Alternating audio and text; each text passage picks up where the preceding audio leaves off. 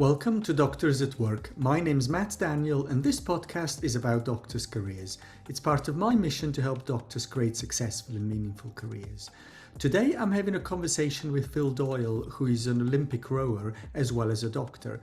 We talk about how his understanding of elite sport performance can help doctors at work. He tells me about a great analogy of his whole life and career being a four-legged stool and how you might be able to function just on three legs, but you wouldn't be able to function on just on two. And all the time we are making choices. What's important today? What can I do today? What will I be doing tomorrow? So all the time we're balancing different aspects of our lives and we're making decisions about what is important today as well as more what is important in the long term.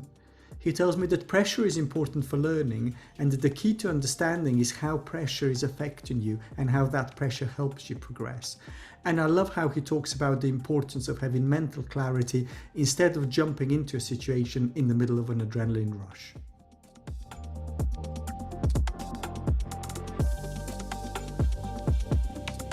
Welcome, Phil. Tell me a little bit about yourself. So thanks very much for having me. My name is Phil Doyle. I'm a 31-year-old current full-time rower on the Irish national team based out of Cork in the south of Ireland.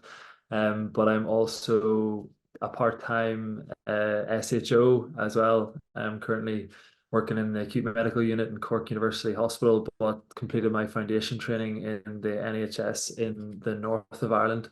So trying to dual manage both of those.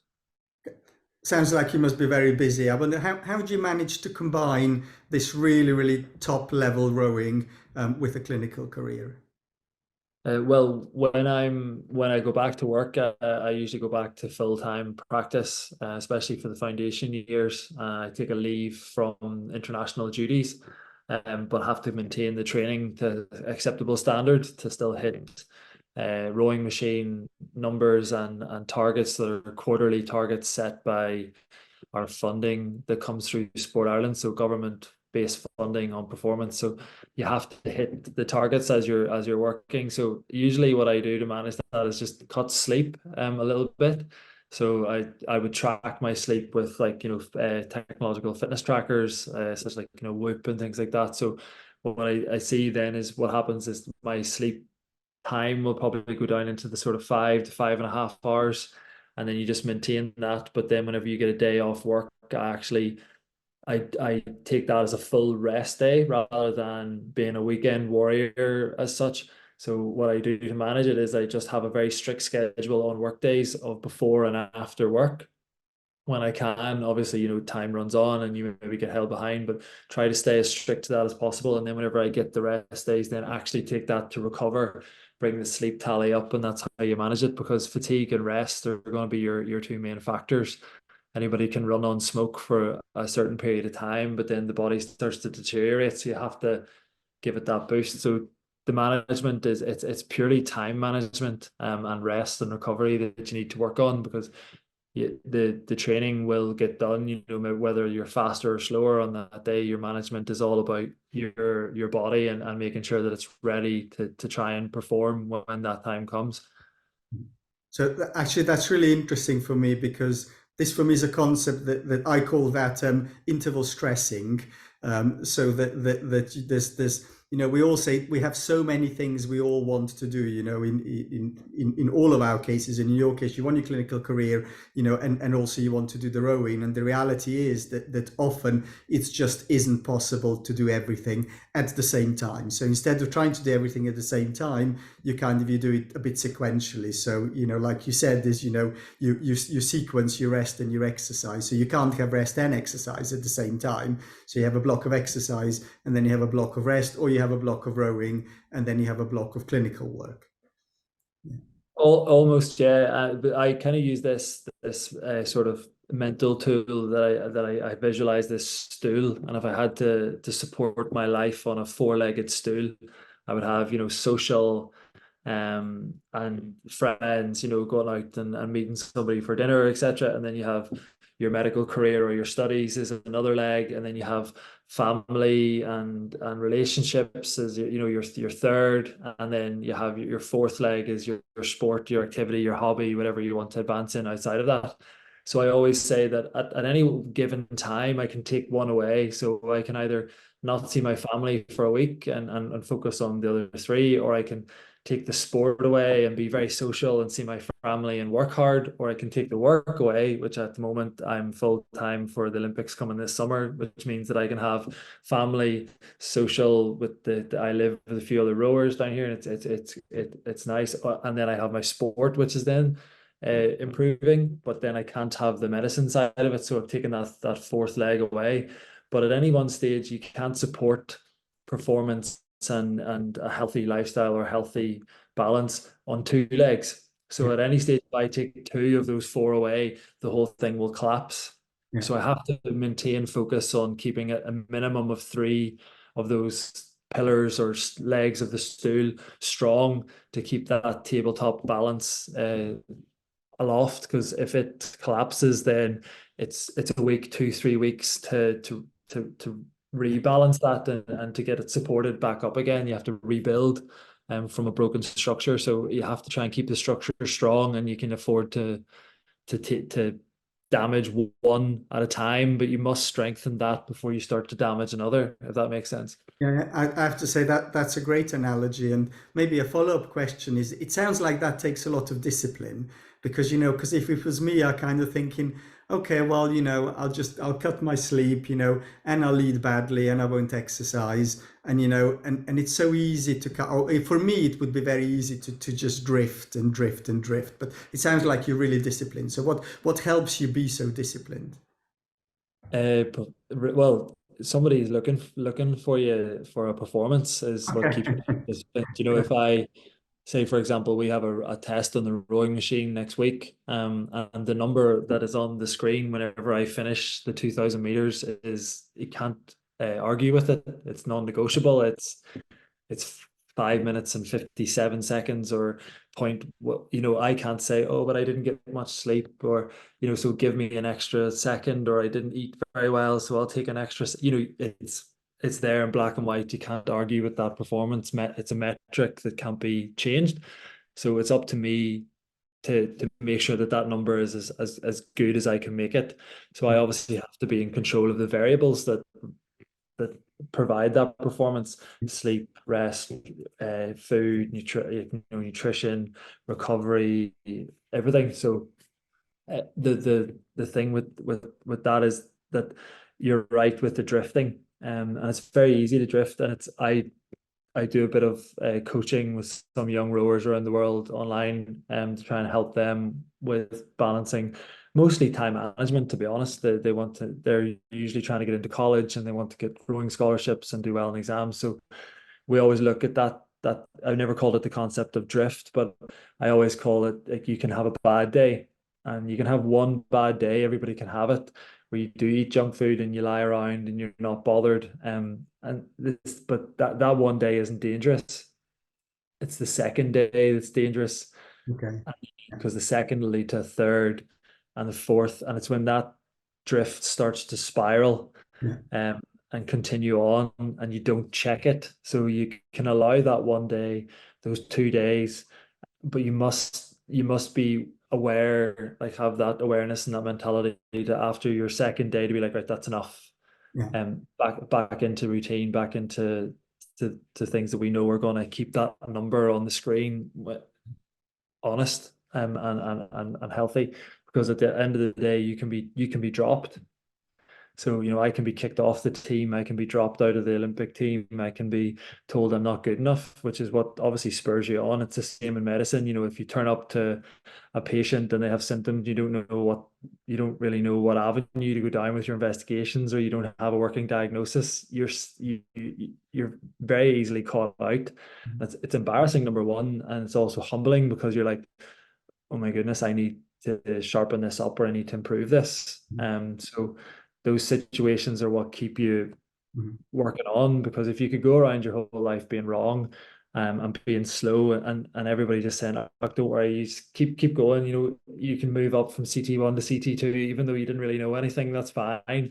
So it's the procedures and the way those tests, those trials, those situations that establish your knowledge or establish your physical performance that keep you honest and keep you forced into that balance. But the hardest thing about the balance is when you do drift and you lose that day or you lose those 2 days in a row is being able to get back on track quickly. And what I find that gets me back on track quickly is establishing habits. So establishing a healthy wake up time, knowing having the right food in the house. If I'm in a bad day and I'm drifting, I've had bad food and I feel rubbish and I've had bad sleep, then the next night I need to know, right, you don't sit on your iPad watching Netflix till 2 a.m. You have to get up the next morning. When you get up the next morning, you have to have the food in the fridge to have a good breakfast to start the day. You have to have something else in place to have somebody that is reliable that you can say, look, will we go and we'll start training early tomorrow at 8 o'clock. I'll meet you there. So if you're trying to do it on your own, the fridge is empty without the right food in it, and you're sitting and you're going to watch this, you're going to scream. We call it doom scrolling. You're going to scroll on your phone till 1 a.m. and then your rest. So your rest isn't going to recover. Your nutrition's going to stay poor, and you've no accountability of somebody to help you. So if you don't establish those habits and have those in place beforehand, it's very difficult to right that drift. So then you'll just keep going, and over time it'll just escalate. And I see it as well with a lot of people my age. I'm 31. And obviously, I'm doing a full-time physical output. Rowing is very physically demanding. So you kind of stay in shape a bit. And I've noticed a lot of my peers around my age are maybe starting to get into a bit tougher part of their career. Time is running away. And the first thing is, they stop eating right. They stop, physically exercising, start to put on a bit of weight, start to put on a bit more weight. Oh, it'll be okay. I'll get it back 2, 3 months later. I'll get it back. I'll get it back. And then we meet for some kind of a social gathering, and I'm looking around, and I'm like, everybody here's put on 2 or 3 stone.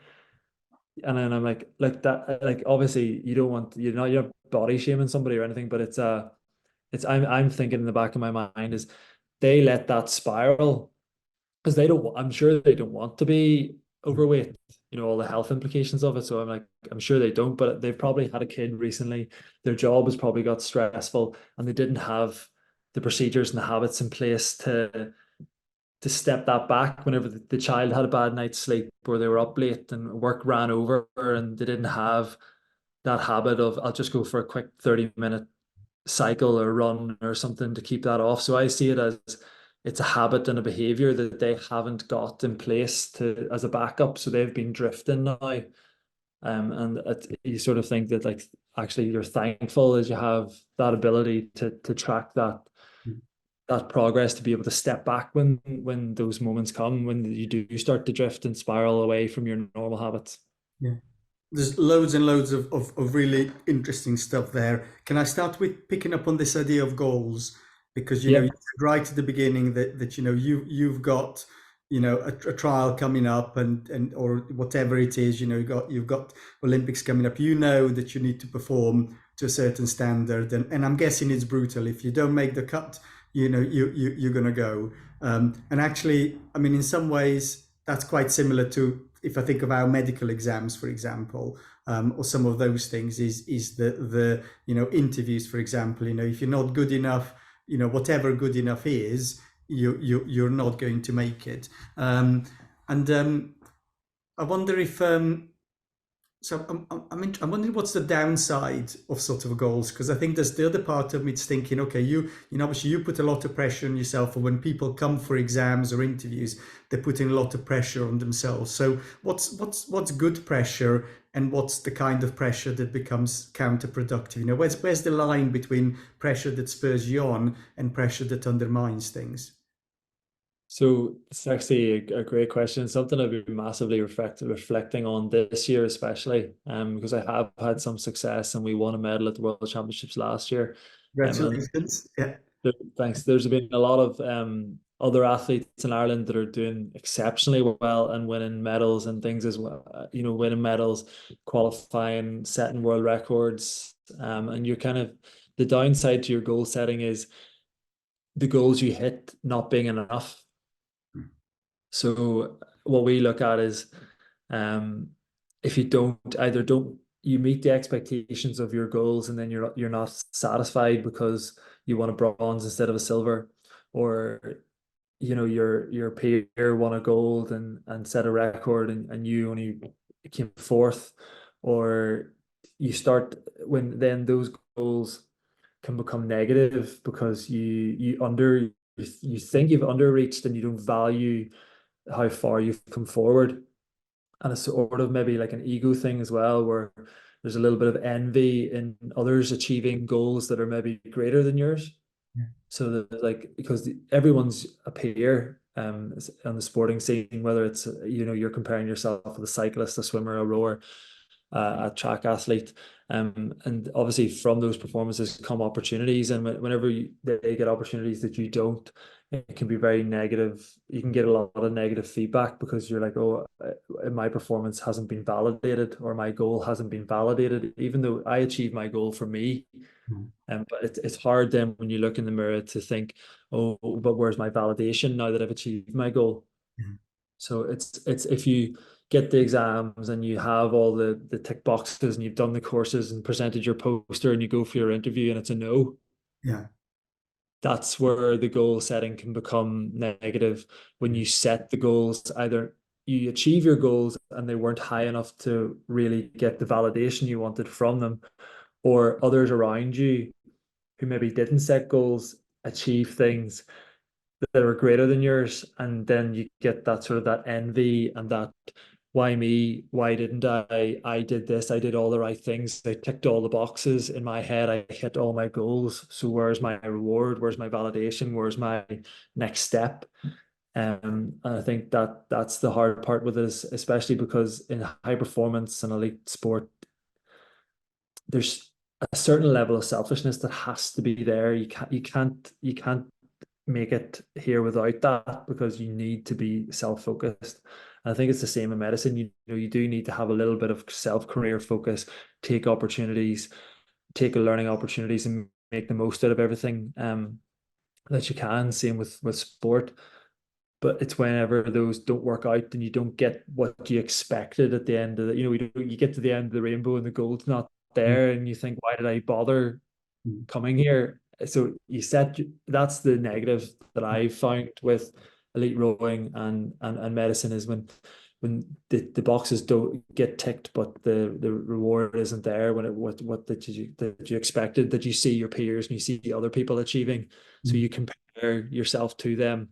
And when you compare yourself to other people, it's very hard because of your ego, and everybody has an ego. I don't care what they say.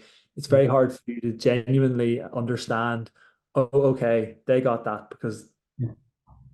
they didn't work harder than me, but they're better than me. Yeah. So that's where that strictness and that goal setting and that tick box exercise is, it can be negative, I think. Yeah. I have to say, for me, it's interesting that, if I kind of think in medicine that, somebody got there and I didn't, and they didn't work as hard. I think people are very good at hiding how hard they work. I think it's quite interesting, sort of, you have on one hand, we have this conversation when everyone says, I've done 1,000 audits, I can already do a mastoid. I've done a leg amputation as an F1, and sort of, you have sort of all the people that talk really big about, what they've all done. And sort of, and part of me kind of thinks, really, you've done a leg amputation as an F1? I somehow doubt it. Yeah. So Yeah. there's that when people build themselves up. But I think at the same time, somehow people are also really good at sort of saying, oh no, I'm just innately brilliant. I don't really have to work. And maybe there are some people that really are innately brilliant, but I suspect there's an awful lot of people that like to portray themselves as sort of somebody who's really good at achieving all of these amazing outcomes without having to work very hard. And I'm not convinced that it's always. People like to put on a face, I think. Yeah. Yeah. The thing that sort of struck me as maybe similarities between elite sport and medicine, and what's relevant for me, something about the type of goal. Yeah. And if I kind of think, with that 30-year-old person. So I was very overweight in my 30s. Yeah, I wasn't sort of as a child or in my 20s, and then just, sort of, I removed the health leg of my four-legged stool for 10 years, and sort of, and just focused on everything else, and that helped me progress my career. But that was a short-term goal. because actually sort of, I hit 40 and, yes, my career was great, but I was overweight. And, and was I still going to be fit? I'm 50 now, was I going to be 50, healthy, able to work if I'd carried on like that? No. So, yes, that did help me hit my goal, sort of, to achieve my career and get there when I was 40. But if I'd carried on that trajectory, 10 years later, I'd be ill, sort of, to have, diabetes, neuropathy, and wouldn't be able to work. So I would have invested all of that in my career and achieved that short-term goal, which, for me would have been becoming a consultant, etc. But it actually wouldn't have given me career longevity. So, for me, it's what's the goal? Is the goal getting selected into higher training? Is the goal, getting your ideal consultant job, or is the goal, being a thriving consultant, GP, whatever you choose to do, for 20 years. And I guess I think you need to think of both. Yeah. Because, it's all very well to say, I'm going to have a wonderful life balance when I'm 50. I'm going to be really healthy and in good shape. But that's fine. But, if you haven't passed your exam, then you're not going to be a consultant because you haven't passed the exam. So it's I think in medicine, it's you need both. Yes, there's an exam you need to pass. There's an interview you need to do. There's certain number of operations, the stuff that you need to learn, and you need to do that. And you also need to think, of the long term. And sort of, and maybe sort of what's perhaps different in what you described is there's the goal, or maybe you've got today's goal, performance, Olympics in the summer, and sort of, and that's the stuff that matters. In medicine, I think is, yes, there's an exam that matters in a consultant, but actually I'm still going to be doing this when I'm 50, 60, and I need to also think, is this sustainable for the next 20, 30 years time? And in medicine, that real push often is not sustainable for a career that's going to span 20, 30, 40 years. I hope you're enjoying the show. Please click subscribe so you'll be notified when new episodes become available. This podcast is part of my mission to help doctors create successful and meaningful careers. You can be part of that mission too by forwarding this show to one person who you think might benefit from listening. Thank you. Now on with the show.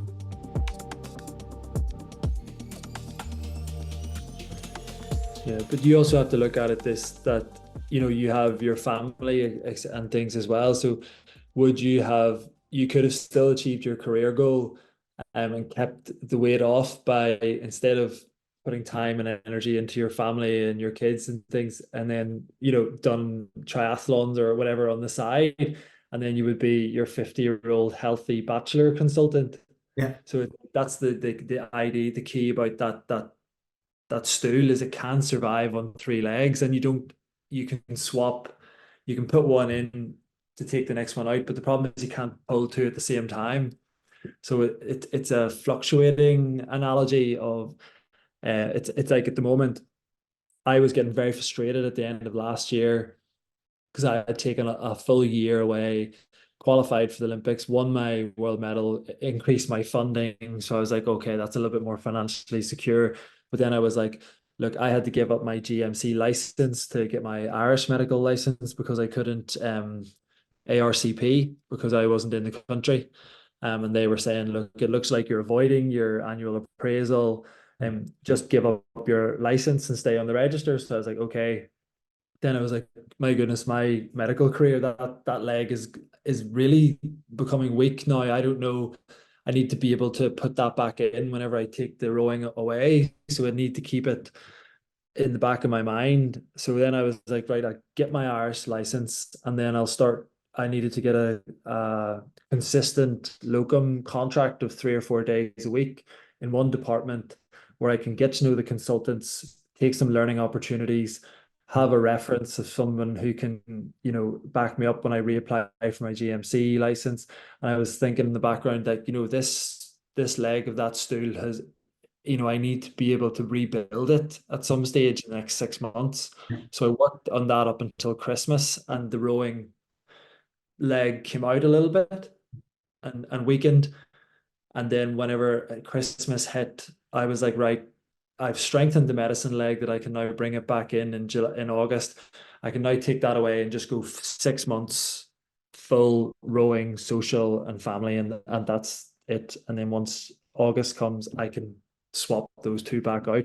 So it's the dynamic analogy of it, is that it can swap and change, but you need to make sure that you don't completely destroy one, that you can't bring it back in. Because like you said, there would have been no point in you getting to 50 and having to get your hip done by one of your orthopedic colleagues and taking 6 months out of work. So you have to balance both. Yeah. And, But in the short term, for you to achieve that, that's what, what was required. So you have to be able to see the longer term situation. Yeah. And that's the mistake that I made, is that I didn't clock that sort of that these were choices that I was making. You've outlined there are choices that you're making all the time, from month to month, from year to year, and recognizing that there's four things that matter, and you're swapping them in and out, and maybe the thing that I didn't do very well in my 30s was recognizing and making those choices. Yeah. And I think that's that really is a key. There's choices that we're all making when it comes to our careers, and I mean, no right or wrong decision, but there are choices, and it's that short term as well as the long term goals, and the importance of both. Yeah. The hard thing, I think, which I'm very lucky in the elite athlete realm, is I didn't just wake up one morning and think, do you know what? Life's like a stool. You have to have four pillars. I struggled during college with the balance, and had a sports psychologist available to me through Sport Northern Ireland, who helped me work this out. Yeah. And sat down with me and gave me this, not like, I'm not this guru who made this all up. So I think that's the hardest thing, is I have so many resources available to me, and it's probably one of the things they'll miss about the elite sporting world. I have physio, I have a team doctor, I have a sports psychologist, I have so many resources available at all times, and I'm so thankful for that, because that gives me insight. Yeah. That maybe somebody turning up to work every day as an F2, struggling a wee bit, coming home to flat on their own in a city where they don't really know too many people, that can be very daunting, and you maybe have to Google it or read about it in a book, but you might not be that way inclined. And then that's where that knowledge and that insight needs to be gained from somewhere else. And I think that's a really great thing about social media, is that you can pick that up from people who are influencers, or people who are putting knowledge, like genuine, credible, useful knowledge out there, for people to pick up on. But you have to realize that, like, you're not just going to magically wake up and think, I need to rebalance my life. Somebody has to give you the information, but you have to be willing to take it on board as well. Yeah. I think it's one of the things that I think what's important there also is what senior doctors do, and how senior doctors support people early in their career, and how willing senior doctors are to have those kind of discussions, and also what knowledge senior doctors have, and how that's shared.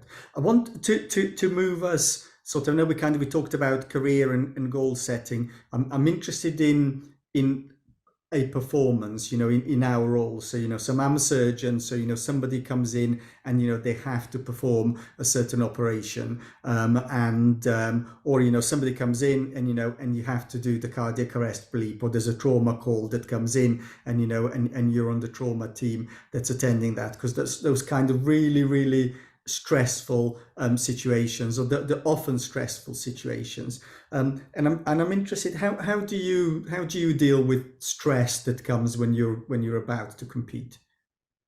It's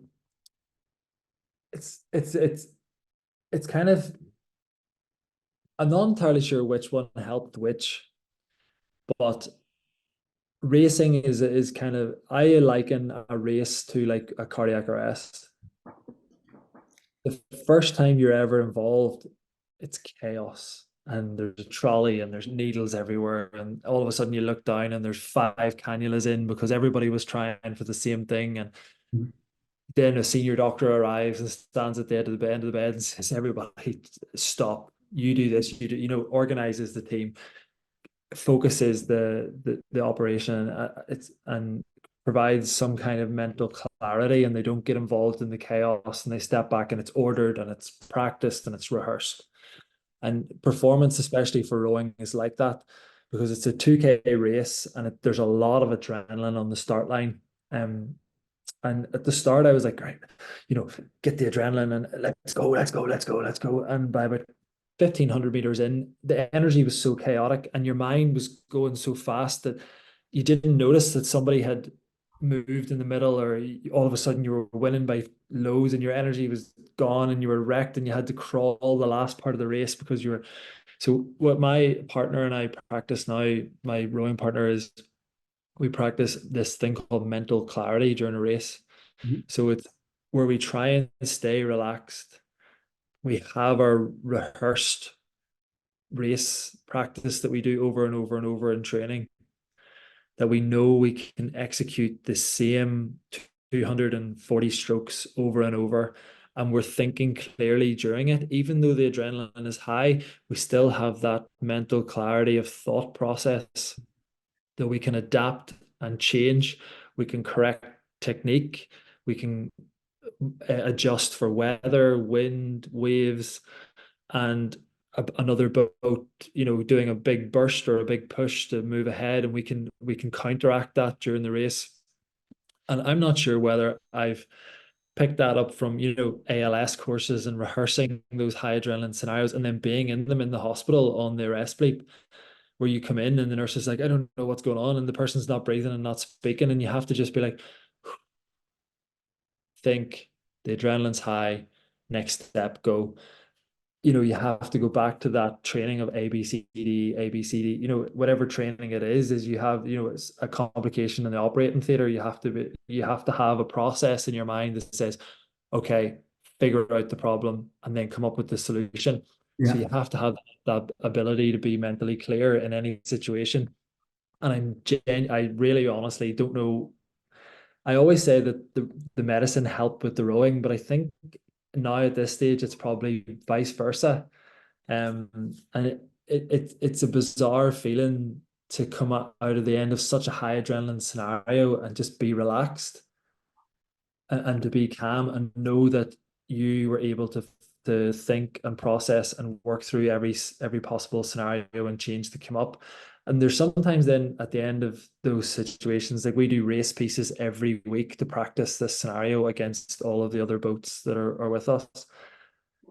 And there's sometimes I come out of it and I'm not mentally clear and I let the adrenaline over me and I come off and I'm frustrated and I'm stressed and I'm annoyed with myself. And there's sometimes I've come out of an arrest situation or a high pressure situation and I haven't done the right thing, or I've missed a measurement on a blood gas, that was key to fixing the problem. Where the CO2 was miles high and we're pumping them full of oxygen, wondering why the sats aren't coming up. And then, you looked at everything else, the pH, you looked at everything, and then you were like, oh, why, how did I miss that? And you're like, because I let the situation get away from me. And then you get frustrated and you reflect on it. So I think just practicing that mental clarity and that relaxation is the biggest thing that I've learned from both, and they're applicable to both as well for performance in both sectors. And it was whenever my first week as an F2 after a year out, one of the F1s came flying out of this room on a care of the elderly ward. He pulled the arrest button and was screaming, this guy's not breathing. And I walked in and the guy was a cachectic, really emaciated 87-year-old guy who had been in hospital long term. And I'd met him earlier in the week, and I just walked into the room and I didn't do anything. He was like, "Get over here, get over here." And I just said, I was like, "Could somebody get his notes?" Really calmly. And he's like, "Get over here, get over here." And he was about to start CPR. I was like, "Stop." Read the notes, big DNAR. The gentleman was, there was he was just at the end of his life. And I just said, just step away. And he was like, what? And I was like, just step away. And then the senior nurse was like, she's like, how long have you been working? And I was like, this is just a process I've learned from racing. Yeah. It's like, it's a mental clarity thing. And like, this isn't, oh, I'm brilliant. But, it's that was just a scenario where I walked away from it. And I was like, I would have very easily last year or before I had been involved in the high performance side of things, just rushed in there and started Yeah. in there. And then as I then started to think through the process. Mhm. That's where I feel like they both lend each other Yeah. really well. So I can see the link between, training, and you repeat. Is it just the training that helps you have mental clarity, or are there other things that you do to achieve mental clarity? It's the training, not as much as there has to be the race simulation. Like it has to be high Real life. pressure, Yeah. Yeah. like side by side. Maybe there's a decision being made at the end of it, pressure on the line. There has to be you're looking for an outcome. It's very difficult to get it in just a training scenario because you get another chance the next day. But it's when the pressure's on, the adrenaline's up, those high stress situations is where I feel like I do a bit of sort of self-reflection myself as well, that I've learned from the portfolio system of like reflecting on events, Yeah. a bit of journaling and things. But mostly what I find that it Yeah. really helps us in those high adrenaline situations. Okay. So I'm thinking then, for people that are coming through, the it's always tempting as a consultant to say, "Oh, don't worry, and I'll be there if there's any problem. I've got you back." But actually, sort of what you say, that might not be the best way to train people. Maybe somebody very beginning, that might be helpful, but somebody who's much more advanced, they would benefit from me as a consultant taking a step back and saying, "You're in charge. You're making the decision. There is something on the line here." Obviously, in a safe way, in the same way Yeah. that you would do stuff in the same way. But there does need to be, but like when I as a consultant, when I'm training people, there does need to be a bit of pressure put onto people. Is that yeah. I feel like the pressure is what really stimulates the growth and the change.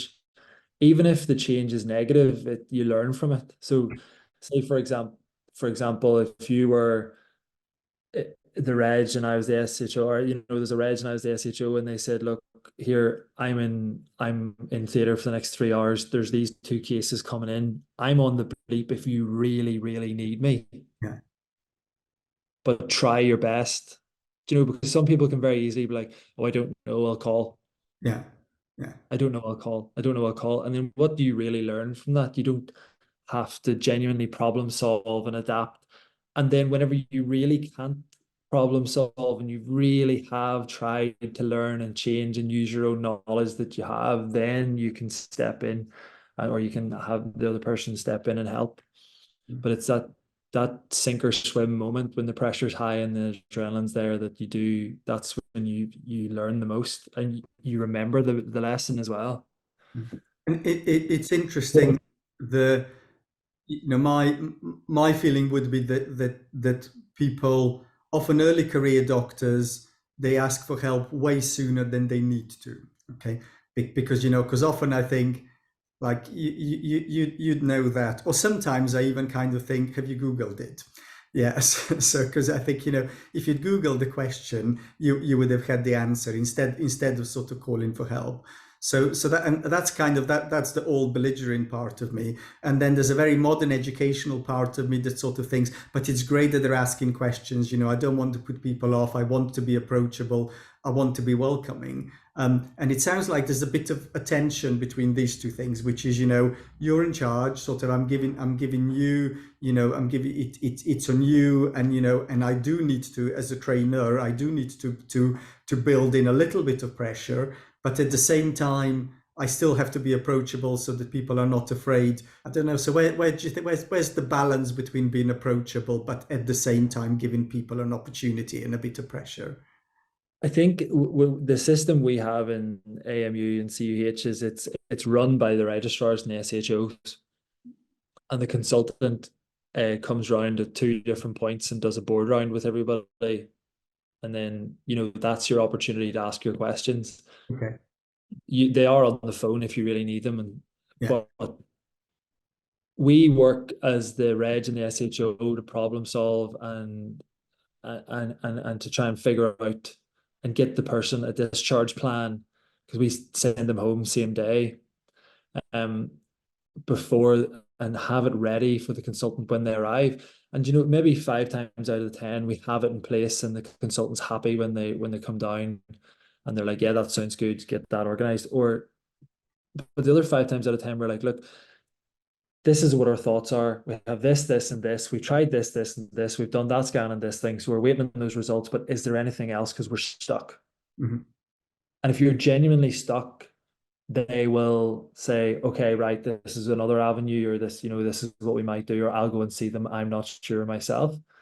But I felt like in the NHS, it was a very much more, um, you wouldn't really have, you wouldn't have booked a scan until you discussed it, or you wouldn't have done the next investigation without having senior approval. It was much more sheltered, and you would have been happier to ask more questions, but you would have asked the questions with less answers yourself.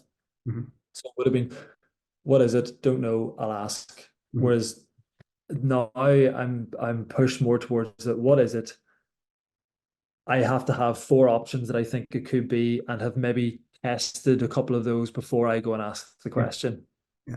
So it's that balance between the two, because obviously you need to learn from above, but you also need to have that kind of bit in you that is able to test and probe it before you look for the next stage. Yeah. Yeah, so it's that, the consultants available, you've got those common junctions, they're going to come around twice a day, any questions can wait, they're there sort of and available, but they're not too easily available, so that kind of makes you think, okay. I suppose, the other thing that actually is coming up for me as to how I might handle when that happens next time is I might turn it for me into a coaching question, which Yeah, would be, okay, how might you find out? What might you do? What have you thought about? Because it's easy to just give people an answer, isn't it? But from yeah, an educational point of view, the thing to do is perhaps rather than me giving them the answer, or making a facetious comment that doesn't really help anybody, it would say, okay, what can you do and what have you done? So, yeah. The um, best thing that I have had done for me is when you really genuinely can't figure it out. There's some strange hematological thing going on, and the person has been fatigued for 6 months, but there's a little part of you like, what, I think there is something here, but I'm not sure. And you're sitting there, and then you say to the consultant, look, I don't know what to do. And then the best thing that was ever said to me was, they turn around to me and they're like, are you worried? And I'd either say yes or no. And if I said yes, they were like, right, what are you going to do next? mhm, And then they're like, do you think you can do this, or do you think you need somebody else? And then I'd answer that. But if they said, are you worried? And I said no, then they were like, okay, so you have time. mhm, And then they would say, are they sick? And you would say yes or no. And then they would say, right, this person's sick. We need to do something now and get to the bottom of this. mhm, So it doesn't matter, order a few investigations. If they're wrong, if they come back negative, then that's good. But they say, if they're not sick, then there's no pressure on this decision. Take your time and go and figure it out. mhm. And that was the best advice ever, because you feel like, especially that you have to go to the next person having done something, whereas sometimes not doing something and figuring it out is the best thing to do. So I feel like the performance environment as well is, am I faster? No. Am I going to get faster by worrying about being faster tomorrow? Is that going to make me faster? No. Do I do I need to be faster in the next 24 hours? No. Do I need to be faster in 6 weeks' time? Yes. How much faster do I need to be? 3 seconds. 3 seconds over 6 weeks is half a second per week. Can I do that? Yes. How am I going to do that? Yeah, One, improving my technique, improving my physiology. How am I going to do that? Will I train more, or will I train better? Will I do more video analysis, or will I do more bad weather rowing? You know, come up with a solution, then break the problem down. Is it urgent? Yes or no? Does it matter straight away? Yes or no? Do I have time? Can I figure it out? What'll I do? Enact the plan. yeah. And that's the easiest thing. That sounds like a great advice. I'll bring us to a close, Phil, and maybe if I could just ask you to summarize and tell me what would be your top tips for doctors at work. Yeah. Um, Summarize top tips. Take every learning opportunity going. Don't fall on your sword. You're not a martyr. You don't have to stay 6 hours past your time just to say you stayed. if there's work to be done, stay and get it done. Don't shaft the next person. But you also don't need to be a martyr and be in the hospital 24 hours a day to learn and improve. And number three is look after yourself, because if you're sick and if you're tired and if you're not in a good headspace, you're not going to be able to make the most of those opportunities that are going to come up. Those are my top three tips. Wonderful. Thank you very much, Phil. Cheers. Appreciate it.